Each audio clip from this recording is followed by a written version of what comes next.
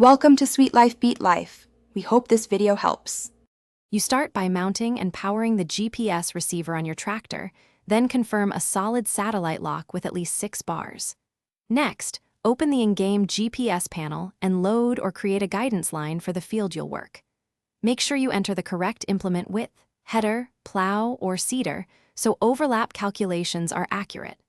Once done, save the guidance for this vehicle profile. This prevents re-entering settings every session and keeps straight lines aligned during long passes. Now you create the guidance line and engage auto steer. Pick straight, A-B line or curve guidance and set offset and headland width for turn management. Drive to the A-B start position and mark point A, then move to point B and set it. This generates a precise line the GPS will follow.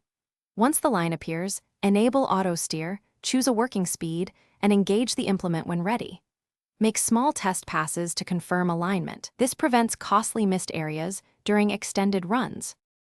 To finish, run remaining headland turns either manually or using auto turn, and monitor overlap percentage to avoid double work. If you notice drift or offset, stop and recalibrate the receiver or recreate the A-B line from a stable location.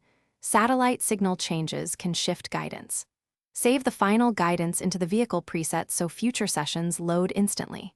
If problems persist, inspect the GPS mount and wiring for damage, because hardware faults are a common cause of erratic steering behavior. Thanks for watching. Consider subscribing if we helped you.